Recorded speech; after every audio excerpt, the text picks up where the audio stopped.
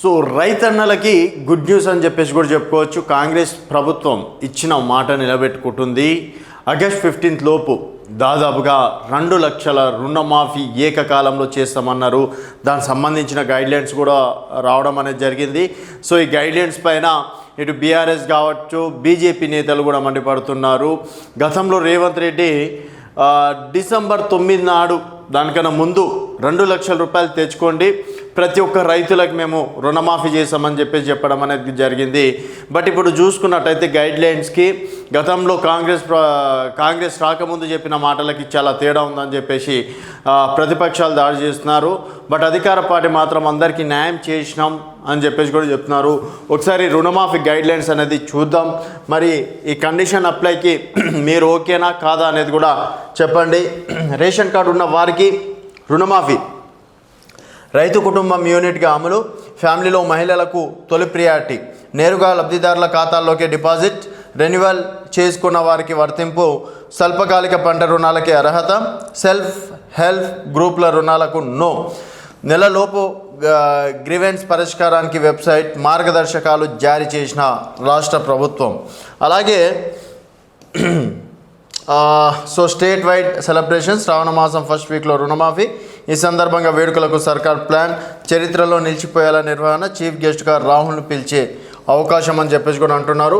And రైతు రుణమాఫీ పథకానికి సంబంధించిన మార్గదర్శకాలను రాష్ట్ర ప్రభుత్వం సోమవారం విడుదల చేసింది. తెల్ల రేషన్ కార్డు లేదా ఫుడ్ సెక్యూరిటీ కార్డు ఉన్న వారే ఈ స్కీమ్కు అర్హులని, కుటుంబం యూనిట్గా తీసుకొని ఈ పథకాలను అమలు చేసినట్లు వ్యవసాయ శాఖ కార్యదర్శి రఘునందన్ రావు మార్గదర్శకాల్లో స్పష్టం చేశారు.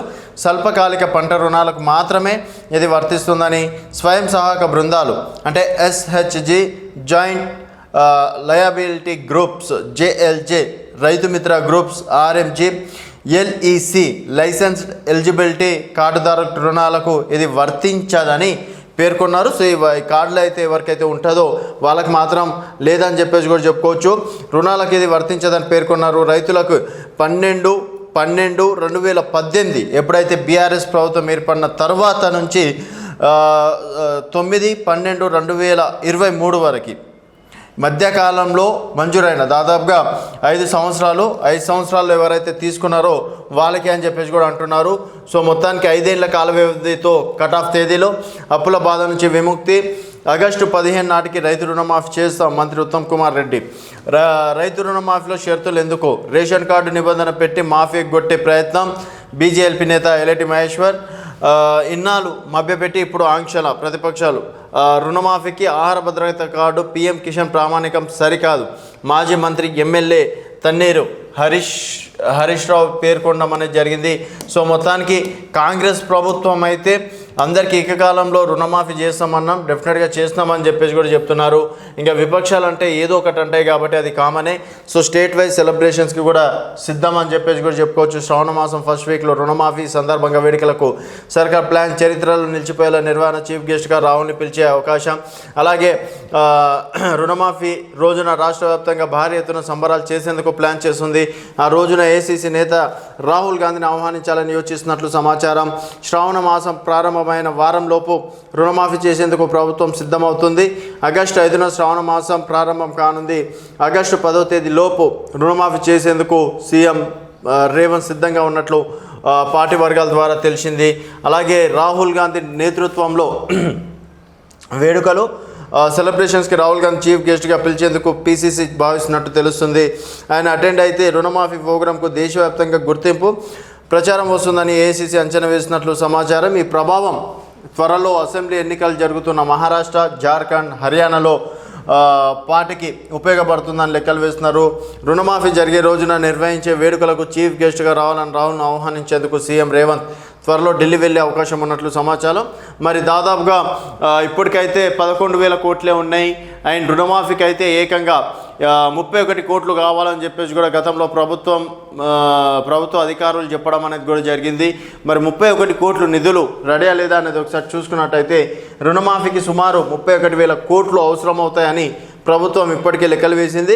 అందులో సగం నిధులు ఇప్పటికే ప్రభుత్వం వద్ద ఉన్నట్లు విశ్వసనీయ వర్గాల ద్వారా తెలిసింది. మిగతా నిధులు మరో పక్షంలో రోజుల్లో ఖజానాకు చేరుతాయని అంచనా వేస్తున్నారు.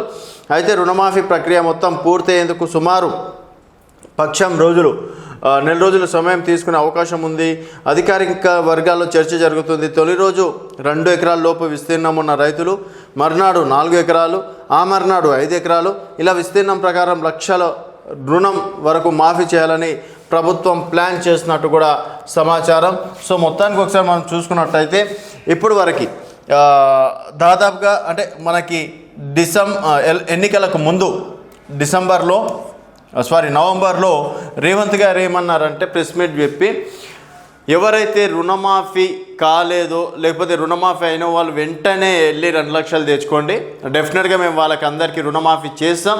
ఆగస్టు 9 నాడు కాంగ్రెస్ ప్రభుత్వం ఏర్పడుతుంది, ఆ రోజు మేము రుణమాఫీ పైన తొలి సంతకం పెడతామని చెప్పేసి కూడా 2 లక్షల రుణమాఫీ అని చెప్పేసి చెప్పడం అనేది కూడా జరిగింది. అలాగే 2021లో రాహుల్ గాంధీ గారు వరంగల్ సభకు రావడం అనేది జరిగింది. సో వరంగల్ డిక్లరేషన్లో కూడా 2021లోనే వరంగల్ డిక్లరేషన్లో ఏకకాలంలో 2 లక్షల రుణమాఫీ చేస్తామని చెప్పారు. సో అదేవిధంగా రాహుల్ గాంధీని ఆ విషయంలో చీఫ్ గెస్ట్గా పిలిచే అవకాశాలు ఉన్నాయి. ఒకవేళ రాహుల్ గాంధీ కనుక వస్తే ఇది రాష్ట్ర వ్యాప్తంగా చర్చనీయాంశం అవుతుంది.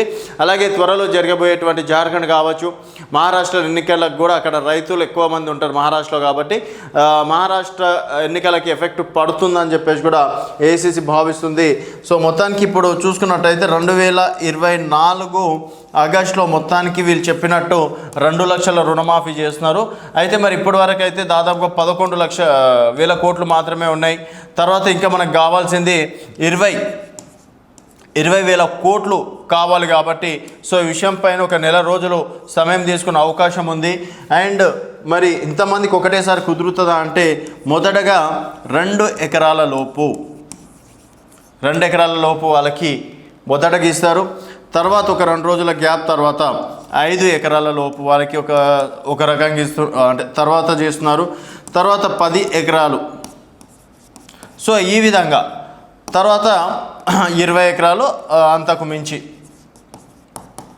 సో ఈ విధంగా 4 విడతల్లో రుణమాఫీ చేసే అవకాశాలు అయితే ఉన్నాయి. మరి కుటుంబంలో మహిళలకి ప్రాధాన్యత ఇవ్వాలనుకుంటున్నారు.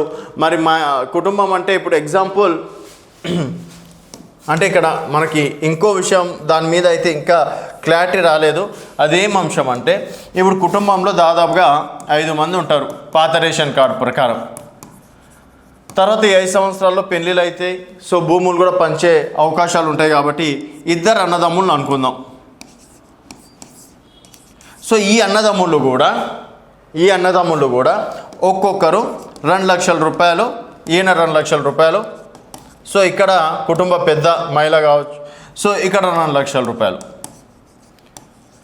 మరి ఒకే కుటుంబంలో అన్నప్పుడు ఇక్కడ 2 లక్షల రుణమాఫీ అయ్యి వీళ్ళిద్దరికీ నిలిచిపోయే అవకాశం ఉందా, లేకపోతే ఈ కుటుంబంలో కేవలం వీరికి మాత్రమే రుణమాఫీ జరిగి వీళ్ళిద్దరికీ నిలిచిపోయే అవకాశం ఉందా అనే దానిపైన మాత్రం ఇంకా క్లారిటీ ఇవ్వలేదు. మరి కుటుంబంలో మాత్రం ప్రస్తుతం ఉన్న రిపోర్ట్ ప్రకారం ఒక్కరికే ఇచ్చే అవకాశం ఉంది. అది కూడా సెంట్రల్ గవర్నమెంట్ పిఎం రైతులకు సంబంధించి మనకి 12,000 రూపాయలు సంవత్సరానికి వస్తుంటాయి. సో 3 నెలలకు ఒకసారి 2,000 రూపాయలు అకౌంట్లో పడుతుంటాయి. దాని ప్రకారమే 5 ఎకరాల లోపు ఉన్న వారికి, 10 ఎకరాల లోపు ఉన్న వారికి మార్గదర్శకాలు. అలాగే స్కీమ్ ప్రకారం ఏంటంటే ఇంట్లో ఒక్కరికి మాత్రమే ఆ స్కీమ్ అనేది చేస్తుంది. ఇక్కడ కూడా మరి ఇక్కడ ఫ్యామిలీలో అన్నప్పుడు 5 మందికి కలిసి ఒక ఫ్యామిలీకి మాత్రమే చేస్తారా? ఇప్పుడు ఫ్యామిలీ అంటే వీళ్ళు 2గా విడిపోయారు కాబట్టి, ఇంకోటి కొత్త రేషన్ కార్డులు కూడా రాలేవు కాబట్టి మరి వీరికి కూడా రుణమాఫీ అవుతుందా లేదా అనేది క్లారిటీ రాలేదు. ప్రస్తుతం మరి సర్కారు తీసుకున్నటువంటి ఏకపక్షంలో 2 లక్షల రుణమాఫీకి మీరు ఏ విధంగా అనుకుంటున్నారు? నిజంగా రైతులకి కాంగ్రెస్ ప్రభుత్వం న్యాయం చేసిందని చెప్పేసి మీరు భావిస్తే మీ అభిప్రాయాల కింద కామెంట్ రూపంలో తెలియజేయండి. చూస్తూనే ఉండండి వైబ్రెంట్ టీవీ.